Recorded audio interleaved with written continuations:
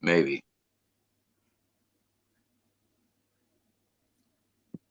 All right, guys, welcome back. Survival Living here, and this is our live stream tonight. So I got a lot of guests here. I'm hoping everything starts working. I'm watching on my other phone right now to make sure that we're live, because currently I got the wheel of death. So you know how that goes. And I got to check our audio. And I'm watching on my. All right, audio is good. So guys, I've asked these ladies to join us tonight. I've been watching their channels for a good while now. Actually, when I first found out that some of these even started their channel, I found through people like the Angry Prepper had a lot of, obviously, your Advanced City, I believe Angry Prepper had you on. Prepping by Faith, I think so. Milkmaid, I don't know if you've ever been on Angry Prepper.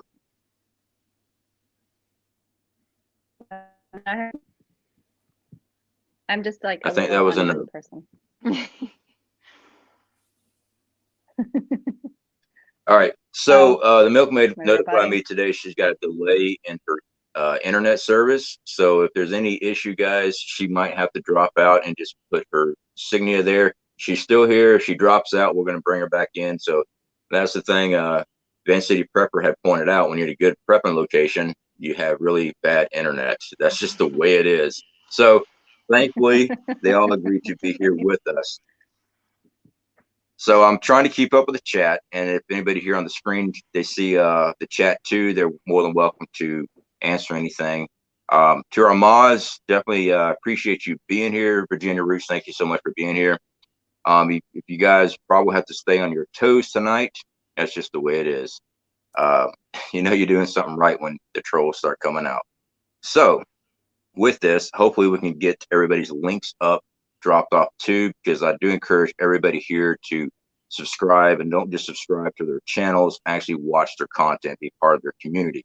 That's how YouTubers, they grow, is when you actually be part of their community. And the fact is, they are actually a bunch of great ladies to learn from, especially with prepping and other skills. So what I want to start with is right here to my, which would be my right on the screen. Dyslexia plus backwards camera. All right, prepping by Faith. I'm going to start off with her. We're going to start off with you know, kind of what their channel is about, what kind of got them started into prepping, and we're just going to work our way down. All right. So first, I just want to say thank you so much for inviting me. I really, really appreciate it. So hi, everyone. I'm Prepping by Faith.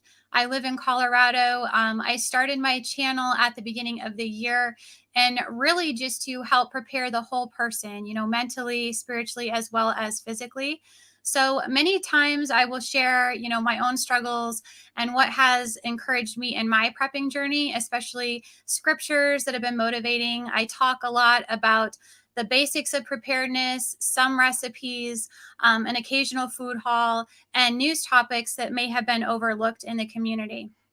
And the goal of my channel is really just to encourage everyone in their prepping journey, because it isn't something that can be a one size fits all approach. And I think that we can all learn something from each other. So for me, as far as my background, I would say that I've always been kind of the prepared mind. My grandma on my dad's side actually grew up during the Great Depression. So I saw her keeping a lot of things like the sauce packets in jars, old newspapers, food that should have been tossed out many times. She would keep hamburger till it was white, so that sort of thing. My mom was actually one of 12 children, and she grew up with a lot of food scarcity. So she always, you know, had several months of food in our pantry. My aunts on, you know, my mom's sisters actually were the same way. So I saw them doing that as well. And then my dad was actually in the Navy for 20 years. So we lived overseas and we lived here stateside. In Guam, we had to be prepared for things like your typhoons. And then in Maine with things like blizzards and ice storms. So we were always used to keeping extra bottled water and, you know, flashlights and extra batteries, blankets, layers, all those sorts of things. So then when I started my own family in my own household, it only made sense that I sort of replicated that. So in 2015, we actually decided to build a home with my parents. They live with us. It's very expensive in our state, so it was just a way for us to sort of pool resources. And then a year later, we invested in freeze-dried food. And then come January of 2020, when the health crisis really started escalating, that's when I discovered all of the prepping channels. And I got more into taking preparedness to another level. So beyond just stocking up. So in many ways, I'm still learning too, but I always tell everyone that, you know, I'm not an expert in anything. We're just learning and growing together. Sorry, I was hooking up my additional power to the my camera there. I'm running everything with a solar generator out here, guys. So very awesome. Definitely do appreciate that. We're gonna circle back around, guys, with some more questions and stuff like that. Vance City, you're up next. I'm just gonna go that way down. You know, I'm gonna go towards Vance City.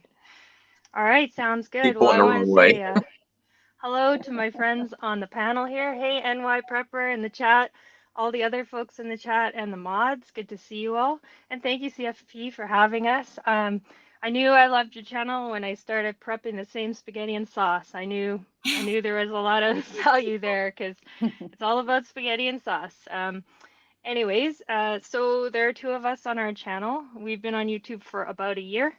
I'm a former remote licensed paramedic as well as a geological scientist, exploration scientist. I started this work in 2001, and I worked making maps in remote places of northern Canada, the United States, Australia, and New Zealand.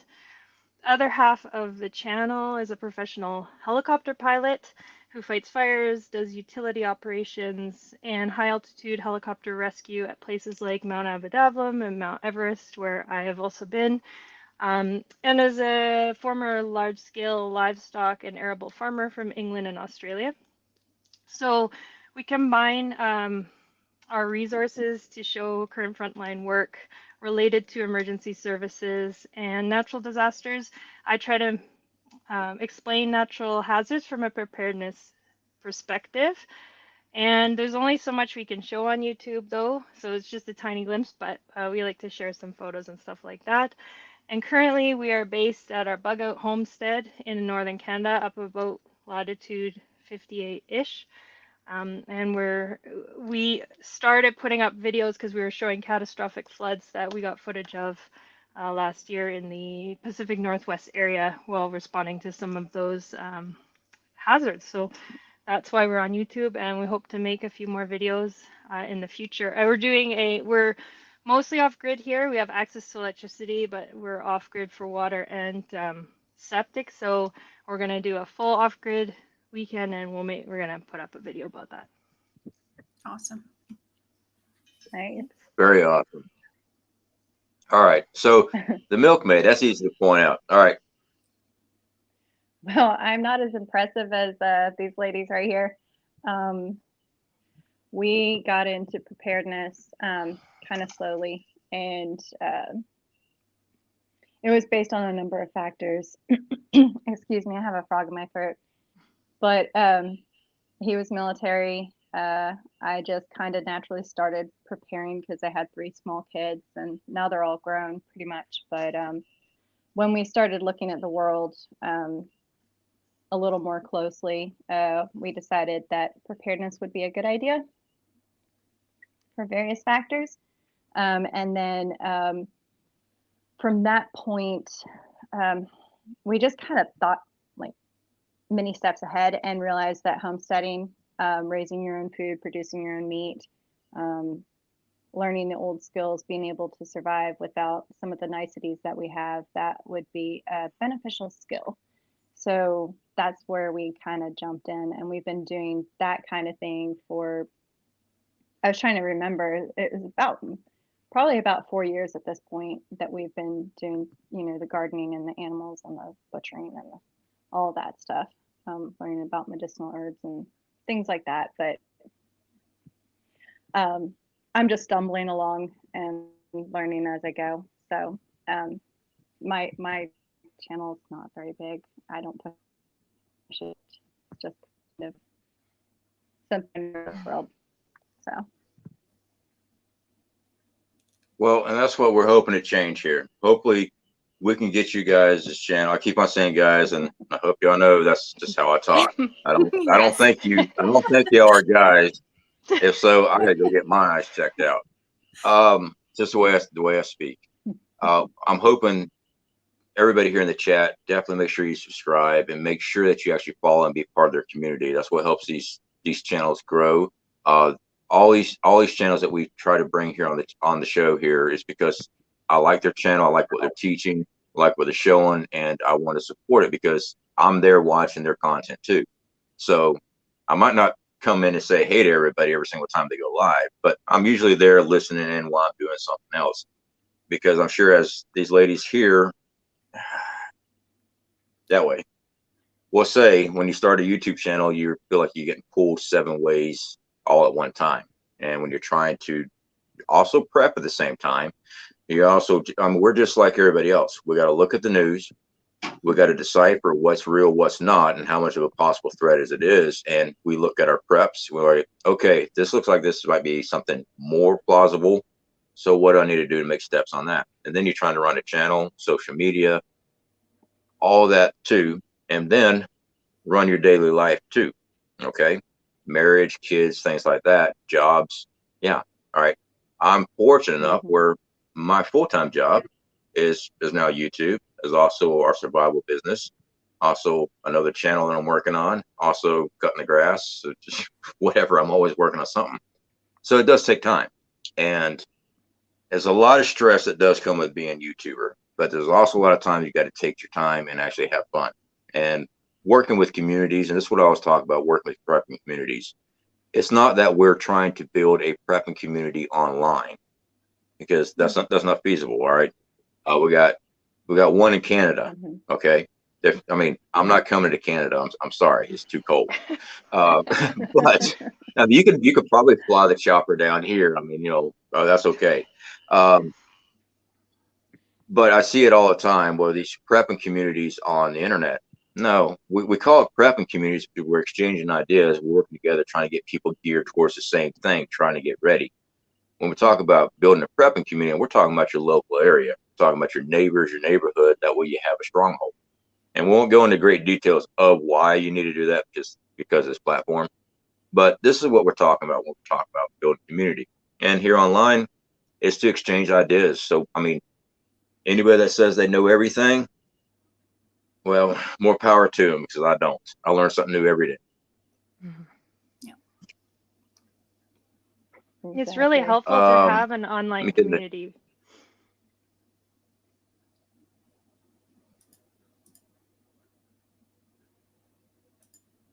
All right. I guess we're still live. Sorry, I was trying to check out the chat. Sorry. Virginia Roots, definitely do appreciate you taking care of that issue for us. I get all kind of interesting things. And please, everybody, don't come to the internet to try to pick up dates. That's just, I don't know what's wrong with y'all. All right. I mean, I'm sure you guys have heard of catfishing before. So let's go ahead and go through a couple things. I want to go ahead and start talking about the basic things of prepping. All right. Now, a lot of people here on the channel, they've been with us for a very long time, so they know the basics. But I want people to understand, more people click on new channels all the time that's never done prepping. I've spoken to many of them, and they need to know what's the first thing. I mean, if prepping by faith, I'll start with you. What is your advice if someone's brand new into prepping? What would you recommend? I mean, everybody gets overwhelmed when they think about the end of the world. You know, I don't have room for 20 years worth of food. What should they start with? Well, I think the first thing that everybody needs to do is formulate a plan, right? So you need to figure out what your goals are for you and your family. So is your goal 1 month? Is it 6 months? Is it a year worth of supplies? And then you really need to start creating a budget and sort of strategizing how you're going to make that happen, right? So you're also going to need to properly plan out where you want to store this stuff. So you need to make sure that it's going to be stored in a cool, dark, dry place. So for many of us, that's going to be a basement. But for those of us who don't have a basement, then you're going to want a climate controlled room where you can pull the blinds and, close the drapes. what I have right in here, I'm actually in my study, and we've taken over half of the study with prep. So that's what's behind me, is just our overflow in this room. So the other thing is you're going to want to focus on your shelving units. You're going to want something where you can kind of stack up. I did make a couple mistakes at the beginning. I'm not going to lie. I bought some of those cheap plastic ones. In fact, I still have one over here in this corner. Don't buy those because they do not hold the weight very well. They start to buckle over time. Yes, they're cheaper, but you really want to get something that's going to be quality and is going to last you. So that is kind of where I would start. I would also start with, creating a plan of action for, some basic scenarios for your family as well. So if this happens, then we do this. So that's something that we actually developed for our family. And I do have a template available on some of my videos if you go ahead and check those out. So I put a little booklet together where, you could sort of strategize what you would do if first things first for a nuclear attack, if you had to bug out, if you were bugging in, things like that. You need to go over those sorts of things with your family and figure that out. Having a checklist for each person is something that you should do, because that is not only going to keep your kids occupied if you have any, it's also going to allow you to get things accomplished a lot more quickly and effectively, because many times the initial reaction is to just panic. Yeah. I love it. Definitely agree with you. I was typing on the thing. I was speaking to somebody in chat. No, I heard exactly what you're saying. I do agree with you, especially with having a plan. I think everybody, when they first start off, they just see one scenario. Mm-hmm. And that's how I first started. I saw one scenario. Ours was we had ice storms in North Carolina. It was just a fact of life. We always make sure we prepare for it every year. And then the more that your eyes get open up to what else is out there, you're like, yeah, let me go ahead and start doing a little bit more hard work on that. Ben City Prepper, same question to you. What's your recommendation for someone just starting out? Well, this one is sort of something I recently heard from the preparedness guy, which is the talk about our immediate needs and looking at what those immediate needs are, whether it's a certain medication or certain foods. For example, if someone in the family has an allergy or whatever it's going to take, for example, to get through a day, what are those immediate needs? Obviously, like water and food and stuff like that, and anything else. And then it's obviously budget dependent, but can we build out everything we need for those immediate needs to last us a few days or a week or a month, to the point where some hardcore people, they can have all their immediate needs taken care of for a year or more, just little by little. And along the lines of what Prepping by Faith said, I mean, I get a lot of inspiration from how organized she is and her manuals and things like that. One thing that I like is having an emergency manual. This is free, of course, to do, and I have different pages for example, the generator, the furnace, the water pump. So if something wild happens, I have step-by-step instructions to run through that. Or if somebody's here and I'm not here, it's specific to our home. And this can be a fun, Friday night discussion with the family to write these things out, and then just have that book. And then when something happens, it's not too different than a emergency response plan in a workplace, right? You just grab it and what do I need to do? Walk through that. And the other thing I like is the idea of picking even just to start out a hobby that does link into preparedness. So then, you're learning a little bit every time you do it until you get quite skilled. And the one that I like at the moment is growing food indoors. So, that can be started with sprouts, or microgreens are easy entry level one, all the way into things like lettuce and tomatoes, and learning, okay, tomatoes, they pollinate using the wind, so let's have a fan or something like that. And getting, little, you can start, it's almost free, right? You can be on a windowsill with an old container up to getting a more sophisticated setup. So having that little hobby, that it's like accidentally getting more and more into preparedness because you're just working on that hobby every week or whenever you have time. So that's it for now. Y'all are That's it for so now. organized. Well, I was going to say, you know, if I hadn't actually seen the videos and the photos there from Van City Prep when they're building their shelves, I was going to call it green screen. But it's not. It's not a green screen. She's been posting the build and everything for her cabinets and stuff that's actually behind her. And what you guys didn't see is when she was kind of panning around for everybody behind screen, showing us some really cool stuff. You know, I can't go into detail due to operation security, but there is a helicopter in the room. We do have a tail rotor in the Milkmaid. house, but Well, I didn't know that. Okay. Milkmaid, I want to throw the same question to you too, and I also know, you know, from what you've shown on your video with everything with you know, the animals and stuff, the livestock and stuff. So same question going to you on what you would recommend, you know, someone just getting started in prepping, how they need to focus on this. You know, what should be their first steps into this, especially without getting overwhelmed, because I get that a lot. I got overwhelmed, I quit. Well, I don't know why you quit, but you know, you can take a little at a time. Well, yeah, the overwhelm is real. I just a favorite saying of mine is I fail forward. So I fail over and over again, and you just fail forward. But I guess my best advice, honestly, I really can't top theirs. But you do want to kind of start slow. Just especially if you're on a budget, especially if you don't have a lot of money. I know for us, we didn't, and we made a lot of sacrifices in order to become more prepared. So we cut out a lot of the fluff in our life. We lived as far below our means as we could, trying to dig out of debt, that kind of thing, while also slowly building up food stores. And, you know, one of the things that I really like that you do, Survival, is you do those payday preps, those little bits that get you ahead. And one of the things that we did was we would get a little bit farther ahead with our food, and then we'd actually eat from those preps so that we could then purchase things bulk. We'd have a chunk of money left over that we could say buy 50 pounds of oatmeal, you know, which would normally be exorbitant on, you know, a fixed budget. But because we were able to save money here and there with shop sales and that kind of thing, we were able to then live from that and buy bulk and slowly build a store over a period of time, which, you know, can really build up. It's nice when eventually you get to the point where you can live off your preps and then only buy bulk and save a lot of money that way, because money is a consideration for a lot of people.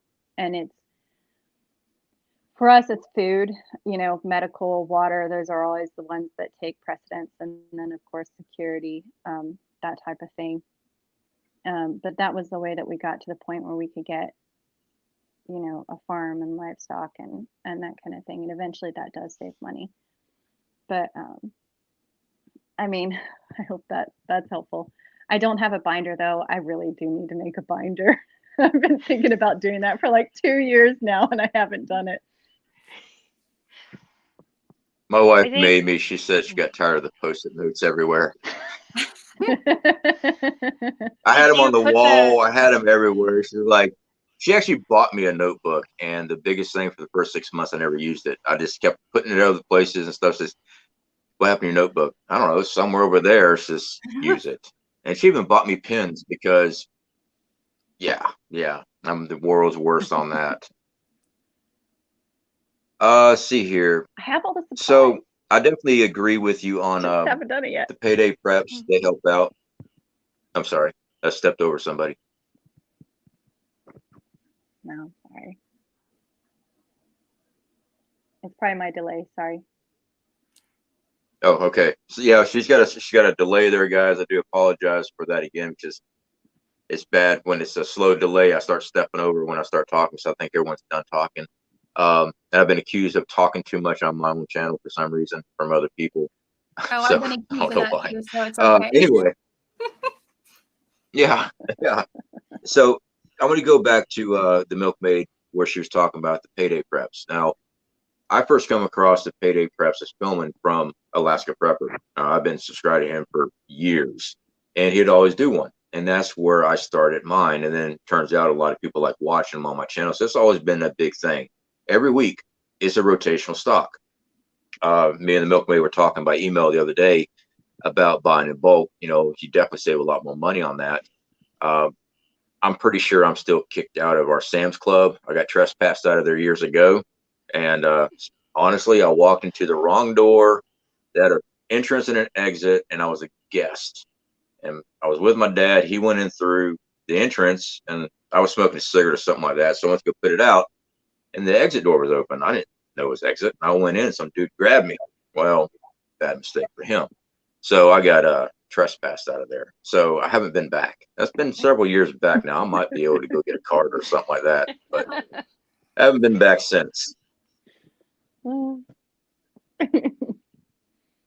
Let's gotten see. kicked out yet. Yeah. I've learned since I've gotten a little older not to let my temper get the best of me, but sometimes it does. Here's an interesting question. Jeff Kerr, what scares you gals and guys the most that brings you into prepping?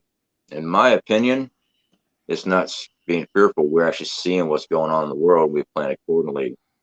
In my experience, I've experienced a lot of hardship growing up and also in my adult life that I needed preps. I needed extra finances put back. I needed extra food and needed extra medical supplies. Just like I've been to the hospital with no insurance. Thankfully, I have my own stockpile of antibiotics medication because have you been to the pharmacy lately? It's they'll break one off and you quit. It's ridiculous. I mean, it's outrageous.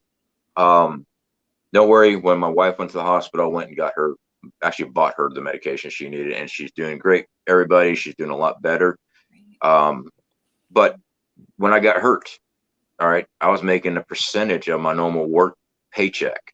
And if we didn't have that food put back, we would have been in bad shape. I mean, what I was bringing in from workman's comp while I was going through surgeries, that was all rent. We didn't have money to go to the grocery store. So we ate off our preps the entire year that I was going through surgeries and physical therapies. So we don't look at it as being scared of anything. We see things and we prepare for it. We look at the plausibility of it. What is the likelihood of a fuel shortage? As an example, well, there's a lot of drums being beat right now, and I'm still trying to track this stuff down because I haven't found any confirmation on this. I'll talk to some here on the back panel here. I haven't actually seen hard evidence as far as factual documentation of it. There's a lot of rumors going around, but it's still something that we stock up on. All right. As far as fuel, diesel here in the United States, I've seen other people talk about it, but until I see the actual documentation in my hand, I can look up, then I make a decision off of it. But we use a regular gasoline generator along with our solar generators.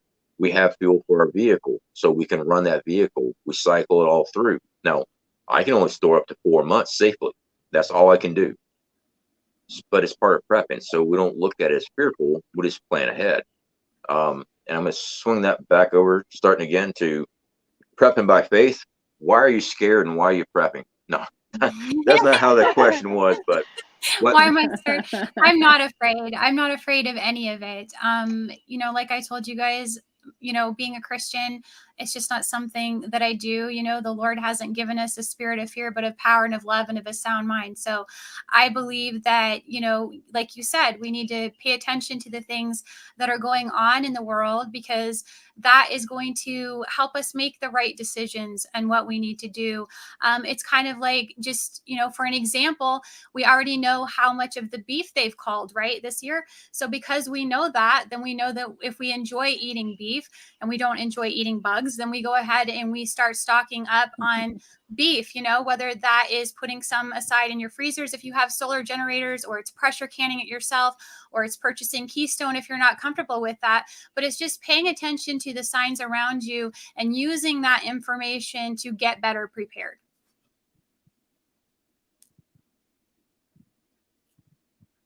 Yeah. sorry, I had a delay on my end here as well. Uh-oh. Oh. Oh no. Uh-oh. Uh-oh, we She's lost him. spinning for y'all too. Yeah. Oh, that's not good. I wanted to mention Gets fail me. forward. I love that. That's gonna be a I love myth-made that too. quote. Yeah. And Sounds you've like got to quit saying that you don't have as much information or something as we do, because I think that you have wonderful things that you're adding to this conversation. So don't sell yourself short. Oh, thank you. Mine are weird. Let's try that Right. again. Are you back with us? Yeah, I had a robotic voice going on. I'm like, something's going on here, and bam. No. Oh my So if goodness. I drop I out, know the feeling. I'll be back. So I want to go ahead and just keep that going on, because it is an interesting question. I see it a lot. And it's not just like people with trollish comments. It's actually people that might be looking into why would you be prepping? You know, why are y'all doing this? Because let's face it, although I did watch a lot of Doomsday Prepper when it came out, I did. I loved it. I think it was the whole Y2K. No, it wasn't Y2K. It was the calendar, was it Aztec calendar thing going on. I was just, The Mayan. oh yeah, I was watching everything I could on. I was really going for it. So anyway, Van City, if you don't mind jumping on that one too. Yeah, sure. There's definitely concerns, definitely not scared.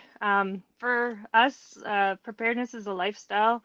I mean, my first work out in the wilderness was in 2001, and you know, we get dropped off in a helicopter. We work and live and camp out there for weeks, months. They drop off food. They pick us up if the weather's good enough to pick us up. And so you just have to have all your stuff in order. It's just if you don't, you won't have adequate food, you won't have adequate protection if animals come by, you won't be comfortable. So it's just a lifestyle. And for example, the other half of this channel was flying across Canada the other day, and there was terrible weather. So to land somewhere, he had to grab his bag, like literally just park somewhere, land somewhere, hike, climb a huge fence, go to a road, find a ride, get to a hotel. I mean, you just have to adapt. So it's part of a lifestyle. Also, though, on a more preparedness note, there's the concern to be able to provide for the people who are relying on me or people in the community that I want to help. So there's that drive to be concerned, to be able to help them, make them comfortable, keep everybody going, keep myself going. So that's more of a concern. And also, you know, our purchasing power seems to be going down, and so it can just be a good investment on the other hand to just you know, get some of those larger items if once in a while when it can be afforded, and then it just saves money down the road. So I'm definitely not scared. I feel peaceful. Yeah, I agree with you on that one.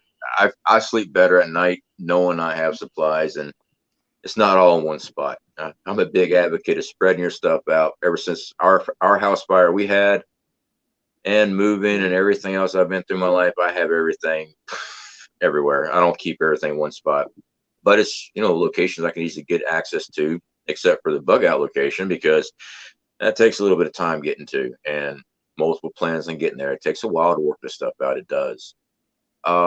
Milkmaid, same question at you. Is it fear? Well, I mean, I guess define fear. It's not necessarily being afraid, it's being cognizant of a danger or a shortcoming. So, one of the things that originally, I mean, there's so many reasons, but one of the main reasons that drove us to this was understanding the fragility of our food production and transportation and our dependency on the electronic grid. There's a lot of factors there that are just so fragile that to me it was a no-brainer to be prepared. I mean, we live in a very opulent society as opposed to people, you know, even 100 years ago, and a very ignorant society when it comes to basic needs. So that is one of the main reasons that I was driven to go the path that I did, was I saw danger. So I don't think it was necessarily fear, because I'm not afraid. I mean, but at the same time, I think it's maybe wisdom. I'm thinking. I'm not saying I'm wise, but it's wise to prepare for, winter, the ants versus the grasshopper kind of thing. And I think there's a lot of grasshoppers out there, and maybe we need to be a little more mindful of the shortcomings of our systems so that we can be prepared. And I don't know if I answered that right, but that's kind of my take on it. No, there's no right or wrong answer on that. Actually, I think we're all on the same page when it comes to this. It's not fear. We see what's coming. We can look at them, just like everything from, they want to make everything digital, especially with finances. We can all look at it. All right. I like having control of my finances because I can do whatever I want to with it. All it takes is an overbearing entity, let's put it that way, that wants to control you. They just put a lockdown on everything. All right. They don't even have to have warrants for it now. They just do it. I mean, I did a post where they raided that bank, took all that stuff out of those safety deposit boxes and everything. They're still fighting to get their stuff back just because they said they're doing it. So all they're going to do is just turn off your stuff. We see social credit scores that are trying to be pushed. We saw it overseas, and they're going to continue to do it over here, in my opinion, because how do you control people? Food, finances, power. I mean, the whole freedom stuff. I believe we should have our freedoms.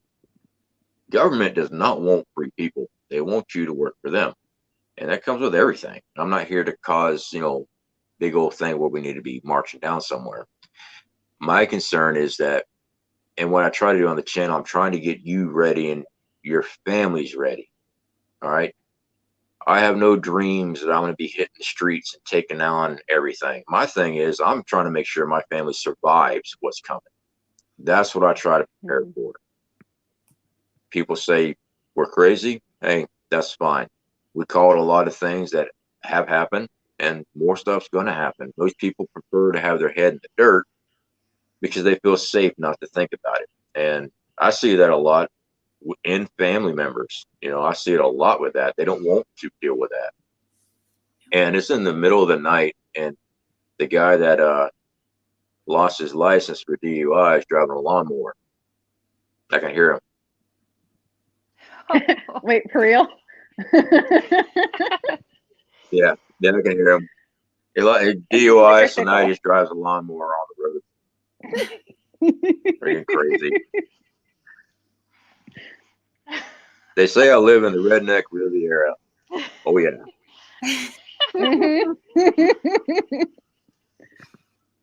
Yeah, Jason, just leave me and mine alone. Yes, I agree. I mean, will we have trouble come our way? In my opinion, yes. You have to make your own moral decision based on your plans and protection of your family.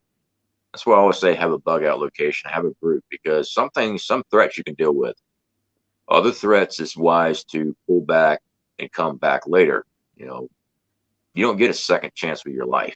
No. So sometimes it's best to pull out of an area and then come back if you have to. That's why I spread my stuff out. I don't keep it all in one spot. And I know a lot of people argue with me online. Fine. I'm living from experience. I'm telling you right now, don't put all your eggs in one basket. I have a question. If you don't have questions from the chat. Yep. Yeah, that's what I've been looking for. I've been looking for. That's why I keep looking down. Sorry. Did you have one? Well, okay. So, group chats and stuff like that online that I've been involved in. One of the questions that came up today was people talking about how they could wake up people around them to actually have, to start preparing and that kind of thing. And it was really interesting to me to listen to some of the responses. And I'm wondering, in reaching out to other people and telling them how to chat, what are some of the points that you've noticed that have actually kind of like gotten their attention and made them go, oh, whoa, maybe I should? Is that a decent question? Oh yeah, absolutely, absolutely. I'll tell you what, I'm gonna let y'all put y'all's in, and then I'll tell you my experience on that, what I do around here, especially what I did with our building of our group right here and other people I speak to around this area. So I'm gonna since you brought up that question, I'm gonna let you take off with it first, and then we're gonna go the other way, Van City, then Prepping by Faith, and then it'll roll back up to me, and I'll give you my experience on that one. Okay. Yeah, it's been a we have like a lot of family members, and they sometimes think we're crazy. Not all of them. I've got homesteading uncles and his sister-in-law who's really on top of things, but it really started concerning me with some of our family members who had small children, because I was like, okay, well, I literally don't have enough money to prep for everybody, but I want my nieces and nephews to be okay. And what we ended up doing was people started joking, like we talk about current events, we talk about the things that were happening, and they kind of, yeah, kind of blew it off. We'll be fine, or they'd make some excuses about, something else taking care of them if something went wrong, either government or that kind of thing. We pretty much said, are you willing to look your kid in the eye and tell them that you don't have enough food? And then the other thing we said was, we are trying to warn you, but we cannot take in everybody. You're going to have something to bring to the table. If you're going to come out here and help us farm and stuff like that, you're going to have to bring something with you, because we simply do not have the resources to be able to take care of you in that time period. Sounds harsh, but it was effective. Everybody magically started really looking into food and seeds and all that kind of stuff. It was great. I was curious if other people had other experiences. That's definitely a good topic. Yeah, because there's when I speak to a lot of people, I always run into brick walls until I start talking about certain things, and they're really quick to get on board. About 40% of the time. Some people are just set in their ways. But yeah, very good topics on that. Especially, you got to look at your kids and say, I don't have nothing for you. Van City Prepper, would you like to answer that one too? Well, there's a lot of family in England, and they're seeing right now firsthand some of the issues that are coming up. So a lot of it is happening on its own. But that whole point, that really good point you made there, Milkmaid, about if you're going to come over, you got to bring something with you, because everybody, if they know somebody is interested in preparedness, everybody hears people say, I know whose house I'm going to. That's the joke we have all heard. And the perfect response is, okay, well, what are you going to bring with you? And then it sometimes, that does spark the idea of them thinking, okay, what would I bring? And it's tough, because of course there's that portion of people who don't want to think about it at all. And sometimes I think little digestible suggestions, just small ones, can help. Of, how about water, or how about this? But if it's a whole lifestyle change, not too many people are open to that. Yeah. I think that's one of the biggest things that scares people. They think that, it's a whole lifestyle change. And that's why I was glad we were talking about how to start off, because everyone gets overwhelmed by it and they're like, oh, I don't have enough money to go put a bunker in the ground. And that's why I wanted to, how do we all start? And what was your suggestion on that? Because I run into that a lot. People think you got to go put a bunker in the ground to be a prepper, which would be nice. It really would. But, some of us just don't have that type of resources for that. Prepping by Faith. You want to jump on this one too? So, You know, in my experience, I know that when 2020 happened, I think that helped open some of my relatives' eyes to it. I know that our my brother and his wife, they started doing things then, and I was really excited because I felt like they were starting to get on board with it. But then when everything sort of, you know, I won't say went back to normal, because I don't think it's ever gone back to normal, but, you know, normalized, I guess would be the appropriate word. They really started getting unreceptive to it again. So we've done, you know, a similar thing. We've just told them, you know, you guys are aware of this. You know that we prepare, but we're not going to be able to take you on in that whole situation. And unfortunately, I do think there are a lot of people that are just going to have to, you know, have an experience where they sort of fall on their rear end, and they have to experience what that's going to be like, because sometimes you're just not going to get through to them. I mean, we can keep trying. I think that's what we're doing with our channels, right? We're trying to bring awareness. We're trying to share the articles. We're trying to, you know, share all the stories of the inflation and the fuel shortages, and, you know, the droughts. These are really big issues when you have major news articles that are coming out, you know, talking about these famines that are coming in 2023, and people still are unaware of it.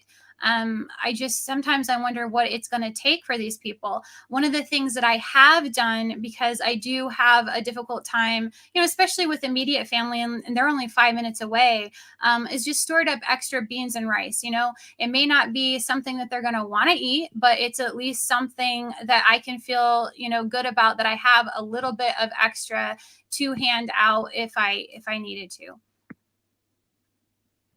Yeah. Yeah, and I've seen others talk about having extra food for, you know, close relatives and things like that. And, you know, I'm not against that at all.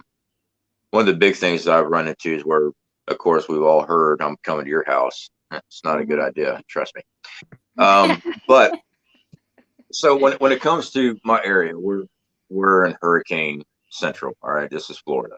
So that's always been one of the easiest ways to even talk about preparedness with people. Most Floridians, they do stock up, you know, 1 to 2 weeks worth of water and food. No, I'll take that back. I'm gonna say 60%. The other 40% run to the store last minute, about 3 days prior, and clear out the store. No one's getting anything after that. But for the majority of them, hurricanes have brought their attention. But one of the things I've always noticed is when you talk about hurricane preparedness to people, oh yeah, we had that one, you know, 3 years ago. We're good for another 10. Okay, you're a meteorologist. I mean, you know when hurricanes can develop. I do run into some of that, and it come down to they don't want to do the work. And prepping is work. It is. It's a lot of work. If you want to do it correctly, it does take time. It takes a lot of time, a lot of work. So one of my easiest ones is to go to hurricanes, talk about hurricanes. And usually I can get people on board to prepare for natural disasters that way. Usually when I'm working with them on that, I can mention stuff like, you know, the thing that happened.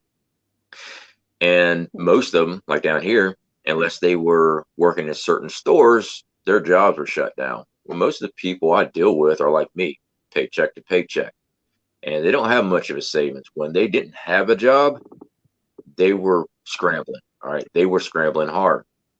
So that's one that I can always bring up. But like you were saying, prepping by faith is how you see some of these people revert back now that they think it's okay because now the stores are open. I've seen that a lot.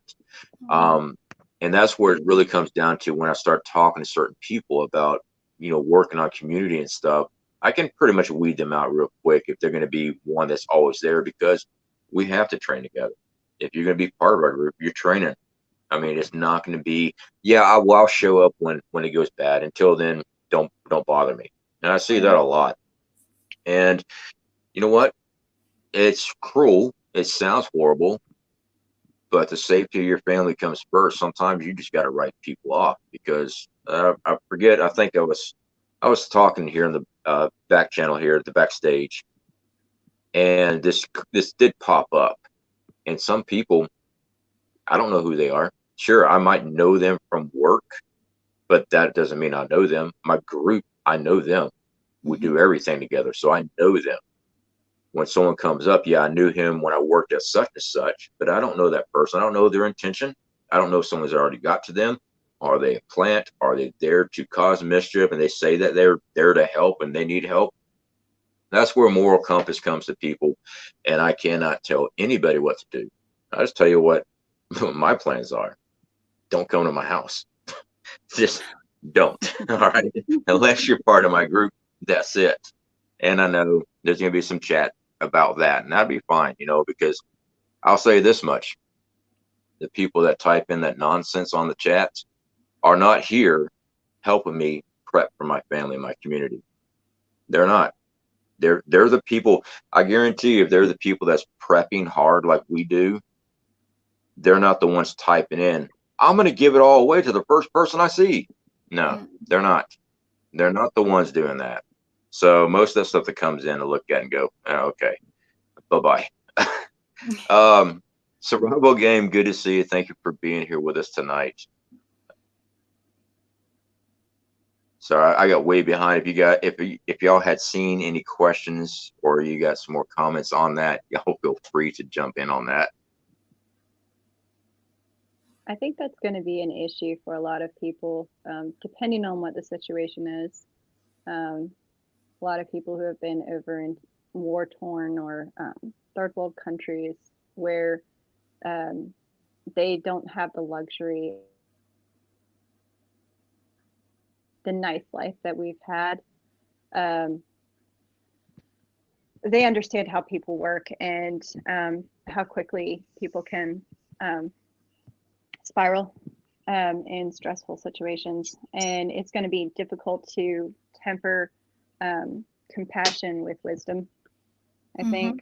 But at the same time, I mean, I'm the type of person that I like to help people, you know, so I'm probably always going to lean towards that. But at the same time, I've made some dumb decisions before in my life and put myself in some dangerous positions by trying to be nice to somebody. So there's that. And when you have the safety of your family in play there, you got to think that stuff through and learn intuition. Body language is another big one, by the way. Nobody talks about that, but that's a biggie. I saw something here. Deputy Van Halen. By the way, I like Van Halen. I'm not much of a Hagar fan, but you know, David Lee Roth was pretty cool. At least folks in Florida don't have to worry about staying warm in the wintertime. That's not true. It's actually snowed here where I'm at. It doesn't take much for your body to go in hypothermia. And most houses in Florida don't have fireplaces. It's all electric. So yeah, you actually do have to worry about staying warm because like up here in the Panhandle, it does snow. So yeah, you do. It doesn't take much as a few degrees of your core temperature dropping and you go into hypothermia. So yes, you do have to worry about the cold even down here. Was it Texas last year or the year before? Yeah, Texas. Yep. Their ice, their snow. Yep. All right. People dying. Scrolling through here, if y'all have what's that? I was saying how many people died because they didn't know how to heat. They were trying to stay warm, and they made you know, kind of not smart decisions, like running cars in garages and stuff. Yeah.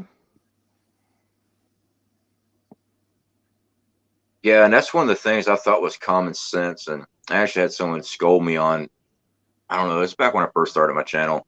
They said, you didn't tell people not to start up a generator inside their home. I'm like, I thought that was pretty much common sense. But I guess some people have never had to live where, you know, the power's been shut off or they've had to use kerosene to heat their homes. I guess, you know, I come from a rural area where if the ice storm comes, there goes all your power for, you know, 2 weeks until they get that line back up. So yeah. Deputy Van Halen, sorry. No, that's all right. I just wanted to clarify that. You're fine. I guess I'm thinking about because it's South Florida. Yeah, no, up here in North Florida, the Panhandle area that I'm at, it does get very cold. I mean, it's not like when I worked out in North Dakota that got cold, but it does get pretty chilly down here.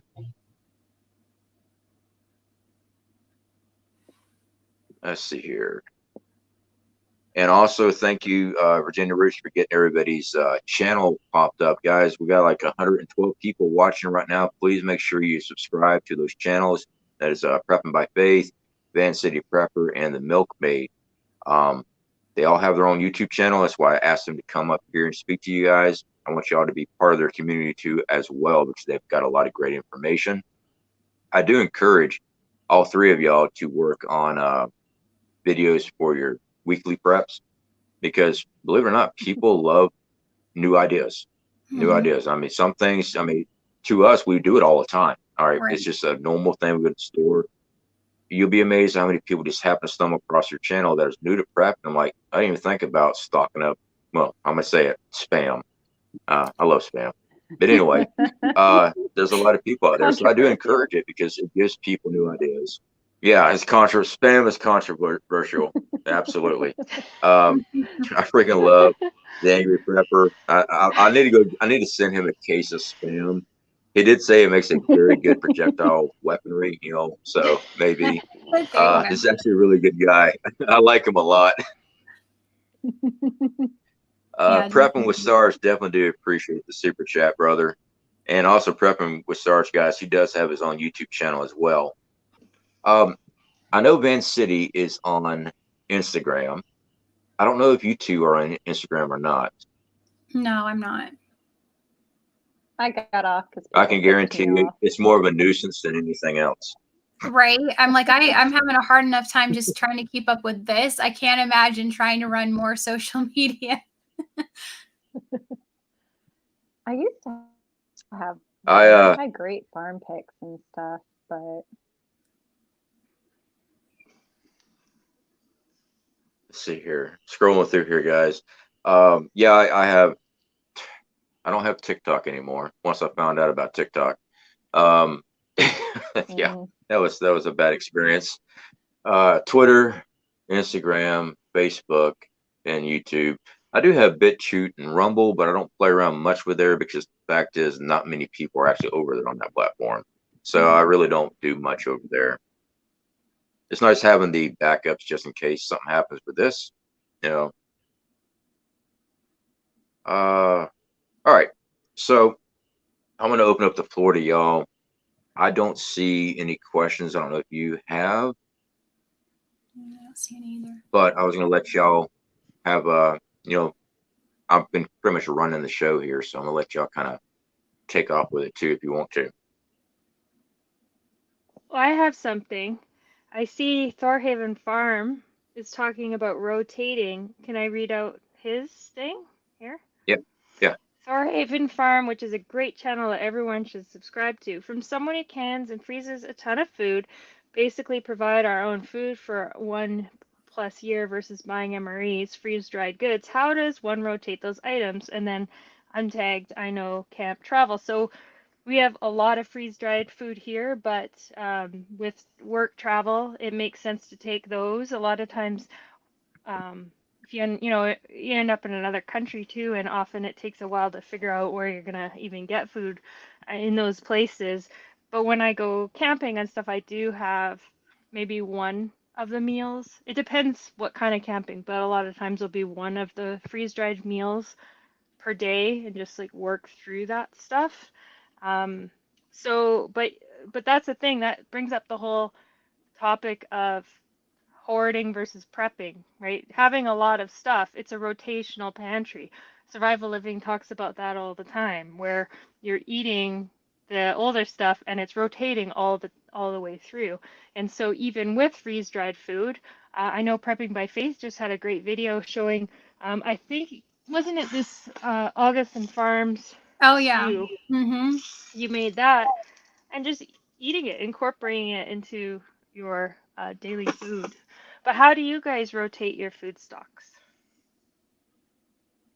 I mean, I think Doing the it biggest different. thing for that is just kind of, you know, making sure that whatever it is that you're purchasing, you purchase the foods that you eat anyways, right? So the foods that you like. So making sure when you're going to put up for your preps, you're going to put up foods that you enjoy eating. And the way that we did it when we started stockpiling goods was just to make sure that we were stockpiling meals that we already eat. So I think that is probably the easiest way to make sure that you're rotating that is just, you know, and then like you just brought up with the Augason Farms veggie stew, making sure, you know, those things are great to have. But it's also a good idea to make sure that you have other things for filler. So like, you know, when we put the rice, you can add rice to it, or, you know, putting up the pasta is a good way to help stretch some of those. And like that veggie stew, it doesn't come with any sort of a broth, you know, a beef base or a chicken or anything like that. So you got to make sure that you're putting up a bouillon or something like that. You don't want, you know, water flavored vegetables. So you need to keep these things in your mind when you're purchasing these preps. And that's why it's important to try these things out so that you know exactly what is in that can and you know what you've got, because you may be under the assumption that you have the bouillon already in there and it's not in there. Good point. I 100% agree with that. One of the things that we kind of do when I first started like really building up food stores was developing like a working pantry. So, you know, you buy the stuff that you normally would eat, and then we have a we have some long-term things that just don't get opened. I mean, they're duh things like rice, beans, that kind of stuff, that are sealed, and I don't want to keep opening those Mylar bags all the time. But we do work through all the other things like our canned goods, our a lot of the dried goods that I just keep rotating throughout the pantry. There was I hope you don't mind me plugging another channel. Would you mind if I did that? It's old video. No, you're fine. But it's where I learned, I actually learned canning from them. And I also learned the concept of a long-term year-round working pantry with Guildbrook Farms. Now they don't do as many videos on prepping anymore, but their organization and their thought process was really good. And so that's kind of what I learned from. But you know, you run out of something, you get another one. You know, that kind of thing. You just keep it rotating, and it's first in, first out. It's like a store, but it's your own store, and you can lean on that. And spices. Don't forget spices. They're way cheaper exactly. bulk. You do not want a bland meal. Morale is a thing. And I'm sure everybody does this, but you know, you're just writing the expiry date in really big letters, and then of course a lot of stuff I put the bought date and the expiry date. Anyway, and then it's just so much easier to see what to grab first. Oh, yeah, regarding the blend. Expiration dates on cans. Oh, sorry. My delay. Are you pausing for me? Okay, I'll just go. It's generally a best buy date. It doesn't mean that the food has gone bad. It means that the nutritional content has decreased, the nutrient values, but it doesn't mean that it's not edible. A lot of people start throwing things out, and you don't necessarily have to do that. You know, you try to use it within the expiration or the best buy date, but just throwing that out there in case people don't know it. Yeah, you made a lot of points about that, didn't you? Prepping by Faith, about expiration dates. Yeah, we did that. Mm-hmm. Sorry. No, you're fine. I think you had a video, did you, Prepping by Faith, about that? Yeah, I did. I mean, to me, it's one of those things where I'm careful talking about that because, you know, we have to be careful, whatever it is that we're saying on here, so that people don't end up eating spoiled food. So, you know, just being mindful that those dates don't necessarily mean the food is bad. But, you know, there's a lot that goes into that as far as did you store it properly to begin with? You know, that is a big one. You know, you need to look for swelling. You need to look for smell is a big one when you're opening stuff like that, just to be careful. But if you're rotating it properly, then you don't have to worry about that kind of thing anyway, because you're using it before it gets to those dates. So that, I think, is the most important thing. And if you do have something that is coming up on a date and you're not comfortable with it, one of the wonderful things that you can do is donate that food to a food bank that needs it. I mean, if you're not comfortable eating it, then go ahead and do something like that. Now, many times they won't take stuff that's past a date, but if you have a whole bunch coming up on a date, then you could go ahead and do something like that. That's something I brought up before on my channel. Another thing is sometimes you'll get a hold of something that you bought and you're not crazy about it, and maybe you bought it in a bigger pack from, say, Sam's Club or some other big box store. You could go ahead and donate those items as well. Never just go ahead and throw that food away. There's always somebody that can use that food. Chickens and pigs eat everything. Unfortunately, I don't have any of those here in my neighborhood, but yeah. See, They're fun. Minuteman, good to see you. I got a big kick out of your affair with spam. Yeah, I had fun with that one. That was a creepy video. It was creepy for me to even make it. I thought it was I kept on having to take stops and takes just to keep on laughing at it. It's just, even when I was trying to film it, I was filming it by myself, and I was just laughing my ass off. I was thinking about Angry Prepper the entire time I was making it. Jason, what's your biggest fear as preppers? Don't really have fear. I have concerns. Biggest, I don't know. I don't really know how to answer that. I mean, it's just, I try to prepare for as much as possible. I guess it would be something that I couldn't prepare for and still live through, but the hardship that's going to come with it. You know, probably an asteroid hitting that didn't hit me, but it's enough to change everything as far as the axis of the earth, all that stuff. And just, you know, it didn't kill me in the blast, but I'm going to be slowly dying because of the environmental changes and everything else, temperature and everything, because the earth has now been shifted or slowed down or sped up, you know, something out of my control. To me, prepping is I'm able to put my hands on something and control it. I can prepare for it. I can practice. I can get ready for what's coming. So I'm not fearful of it because I keep pushing myself to train harder for what's coming. So I don't really have like a biggest fear as far as being a prepper. I don't prep out of fear, but definitely do appreciate the super chat there. And ladies, if y'all have a biggest fear as a prepper. I wouldn't say it's really a biggest fear. I would say maybe a biggest concern. So for us recently, I would say, you know, with everything that's going on, we know that crime is going to continue to escalate.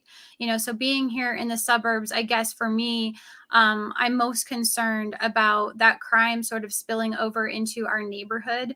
And, you know, how you would handle a situation like that, because you can always handle, you know, the one or two, but it's when you start, you know, if you were to get into more of a like an economic collapse situation or a huge supply chain disruption to where people maybe didn't have access to food because the stores had emptied out and you had to deal with mobs, I think that is one of my biggest concerns. So with the midterms approaching and all of that, and we don't know what's going to happen with that sort of situation, I think just making sure that we have our home shored up and fortified is where my mind has been focused lately. So one of the things that we had done, we have the solar lights obviously all around our property and things just to make sure we have visibility on that. But the other thing is we had purchased boards to protect our windows and our glass doors and things like that, but we hadn't actually cut those down and marked them off yet. So that is something that I want to get done this weekend. I want to take the time to go ahead and get those pre-cut and labeled. So if that's something that maybe you guys have put off in the community that you haven't done, I would suggest, you know, having that stuff, even if you just have it, but you haven't taken that extra step, take that extra step and make it happen. So that's one of my concerns.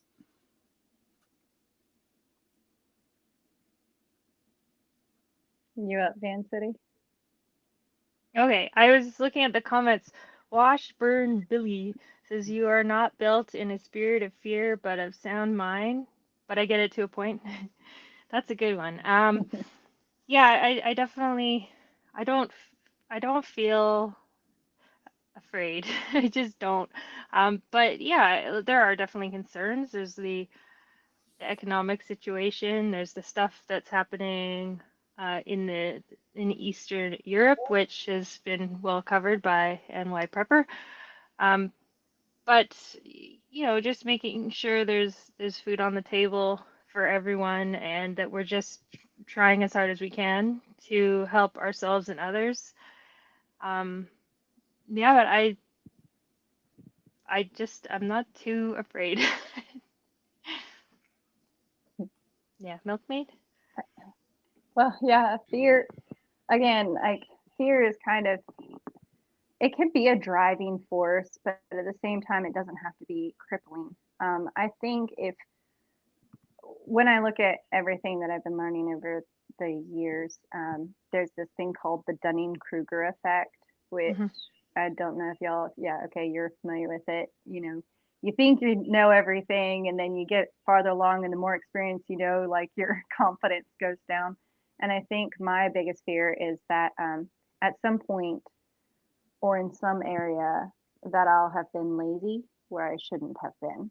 I wouldn't have put forth the effort.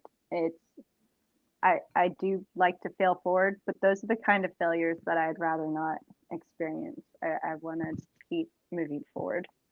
Um, so fear of laziness, actually, or apathy. Yeah, I keep on reading in the chat here. I've seen a lot of fear of being downtown, fear of children in school when something goes down. Um, I want to address this. I mean, I get that, these are fears of people. My recommendation is start making plans on things like this happening. It's not just because you make a plan doesn't mean it's going to happen, but you need to have these plans in place so that if it does happen, you don't have to be fearful. You already know what's going on. Your kids already know what they're supposed to do in the situation. All right, let's say that there's an active something going on. Yeah, there's things put in place now ever since all that stuff ever happened with the school system and things like that. But does your kid know that, most kids carry cell phones on them like all the time? I mean, even my little one's got one. I'm like, when did that happen? They don't live with me, they live somewhere else. And I'm like, you're a little young to have a cell phone. But anyway, do they know that they need to be calling you? I mean, do they know that something needs to be going on? I mean, that's just a scenario. I mean, there's all kind of different things that can happen when it comes down to families being separated. You need to have a plan on where you're supposed to rendezvous. I mean, that's even been taught on a basic preparedness level from government entities, always having a plan, everything for natural disasters and everything. You need to have a plan where people are supposed to meet up at in case an emergency happens. These things are things that people need to talk with their kids about and teach them, not just say, okay, I'm going to meet at grandma's house if something happens. You need to actually teach them. Do they know exactly how to get there? Do they have an alternative route? Do they know that they need to stay in place? All right. Just like my wife, when we're separated, when she's got her stuff going on one day and I got my other stuff, we already know what she's supposed to do. And I'm not going to discuss it on this because there's a lot of people in my town know who I am. They know who my wife is. They know of our channel. So I don't want them knowing where she's going to be at or if she's coming a certain way. But we walk through all this stuff. I mean, everything is driven, is walked. We know exactly how to get to each other. We know exactly who's supposed to stay at a certain time for a certain amount of time. She knows how long it takes me on foot to get to her if I need to. We work on all this stuff. It take a lot. It does. But when you're prepared for certain events, you're not scared. You're not fearful of this stuff. You've been training for it. I guess I come from a different aspect. I look at it just like training I've done in my life. I mean, everything from being a welder, being in the military, is training. You put your body through, you put your mind through. I've said in the past where people always ask me, well, the main thing is to be mentally prepared for shit hits the fan. Unless you've been through that particular scenario, you can't be mentally prepared for getting a phone call saying, hey, there's a bang bang going on, and they just wiped out, you know, half the. All right, hopefully people understand what I'm trying to say here. I come across rude and crude sometimes, but I don't mean to be. But I see it all the time. I don't have to prepare. First step is mental preparedness. One of the things I've experienced doing all my outdoor survival training, taking many courses and running my own course, I've had a lot of people come in. They're mentally prepared for it. Their body was not. That body is going to go through a lot. You need to have that body ready. You can have all the illusions that you're prepared for anything, but once that stress level goes up and you haven't experienced it, it's a whole new ball game. And it is. And people don't want to hear that. But I've seen people with food fatigue, sleep deprivation, just crack just from that. Sleep deprivation was one of the biggest ones. Just 2 days, 48 hours of no sleep, and I've seen them crack. So add the stress level on there too. Yeah, a lot of things happen. I'm not telling people to go do some crazy, insane stuff to get their body ready, but I do recommend, you know, start applying your body into situations safely, of course safely. Don't do anything stupid, and don't join Jackass on MTV and do that stuff. Don't do that. If you do, grab your camera. I want to see it. But anyway, I'm rambling on here. I'm rambling on. I know I am. So if y'all have something else there, we can definitely jump on that. I definitely agree with the being physical piece. Oh, sorry, did I interrupt? No, you're saying exactly what I was going to say. Go ahead. Oh, just I always had before. Well, I always had the goal that I could, you know, get out of a certain area on foot without any issue. So I became like, you know, a long distance runner and stuff. But one time, I had an encounter with 2 grizzly bears. I told the story once online before, but anyway, I was okay fitness at the time, but dealing with that situation ended up, I actually had an asthma attack, and I don't even have asthma. Because it was pretty scary, and you know, you can train for stuff all you want, but then when you're actually in the situation, your body can do strange stuff. So any sort of stress inoculation or any sort of training to get your body in the best condition it can before that stuff happens is going to make it a little bit less impactful when it does, even though it's still going to be hard. You're speaking from experience there, I can tell. Yeah. I was reading the chats down below. Yeah, I mean, like I said, I don't phrase things the best way I should.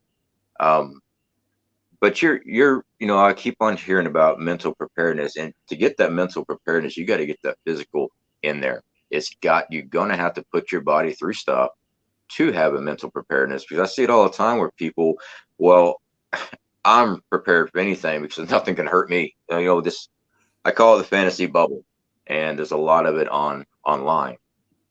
Everything from I got 1,000 rounds and a bulletproof to I got the best body armor ever. Oh, wait a second. I just got hit and broke 2 ribs. Now I've got internal bleeding. I didn't plan on that. You know, I see a lot of this stuff from people. I'm like, you really need to think things through. Yeah, I'm starting to ramble again too. Some people also want to be Rambo, but have yet to learn how to use a tourniquet. I think, and you know, that's why I don't really actually. I will try to make more videos, I promise. But like what I do try to do is actually point to people who I know are way more knowledgeable than I am. And I can give my perspective on it and my input and that kind of thing. But I've noticed that a lot. I've come across, you know, quite a few people who it's almost a fantasy world sometimes that people live in when they think about preparedness. They think about this like glorious, like even, you know, Patriot stuff and go down swinging and all this stuff. And I can tell you, the people that I know who've gone through combat, they don't look forward to it. They're not enjoying that at all. Yeah, it's thrill and all that stuff, but that's not something they actually look forward to because they have been there and they've seen it. No, it's not Call of Duty. And I prefer Modern Warfare, but you know.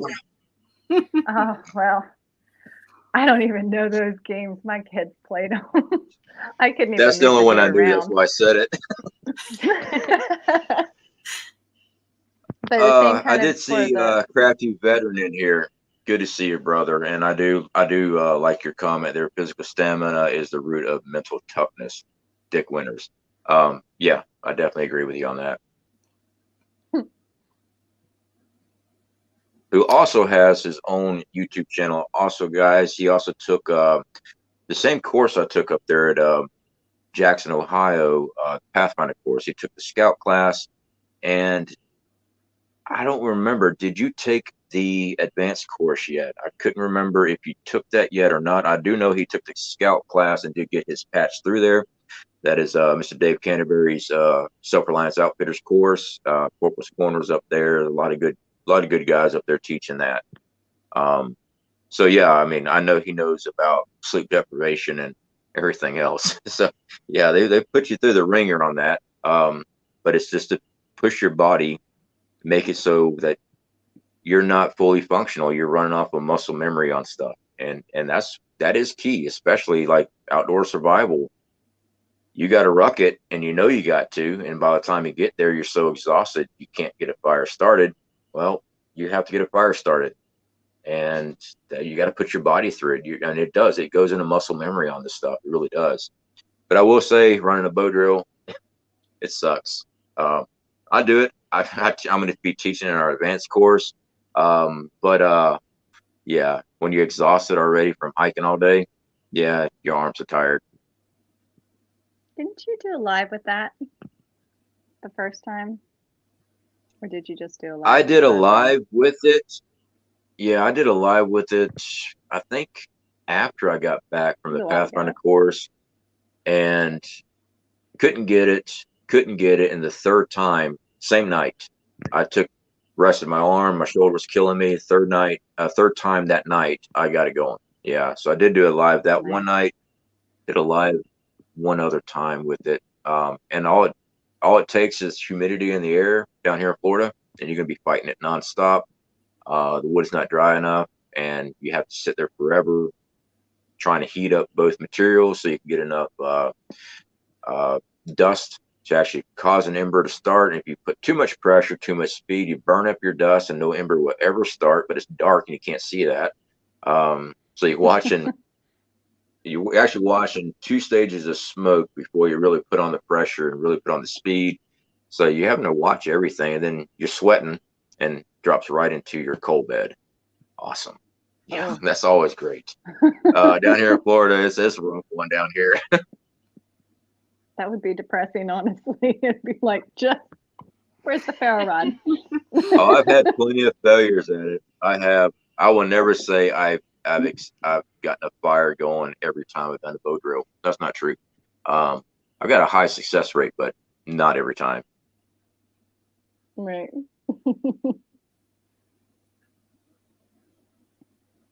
And that's why I always say carry a lighter. I carry a lighter, but it is a skill that people need to learn, because if something happens to the lighter, then what are you going to do? That's when you pop up your flares. Yeah, that works too. Let's carry flares. They start a fire anywhere. First time I ever tried a ferro rod, All right. it took me probably 15, 20 minutes. The ferro rod. It was pathetic.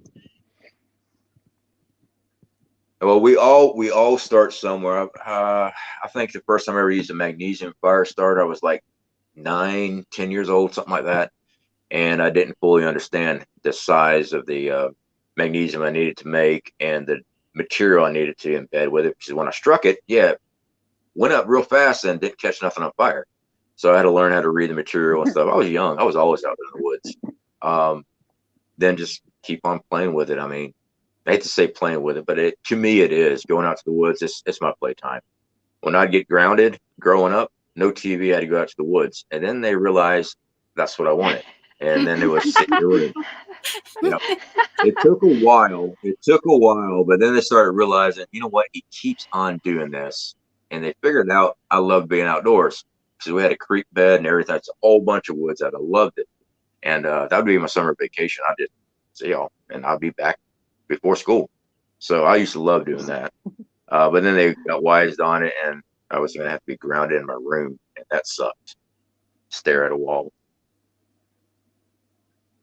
All right. Well, I believe I have taken much of your time here, ladies. We've been on for about an hour and a half. Again, I do appreciate every single one of y'all being here with us or in the chat, and of course the panel here. Again, our mods should have been getting all the links up for everybody. Please make sure you go over and subscribe, be part of their community. We have Prepping by Faith, got a great channel. Advanced City Preppers got a great channel. The Milkmaid has a great channel. I'm going to be on her about getting more content out, but definitely get over there, subscribe, and make sure that you're part of their community, guys. It's going to be well worth it. It really is. So if y'all have anything to say before we close up. I just want to say thank you. Thank you so much for having me. I appreciate it. Yeah, absolutely. It was a pleasure having y'all here. Yeah, I appreciate all of you guys here on the panel. Thanks for having us, Survival Living, and then all the folks that took a bit of time out of their evening to stop in on the chat, and the mods as well. It's much appreciated. So you guys have a great weekend.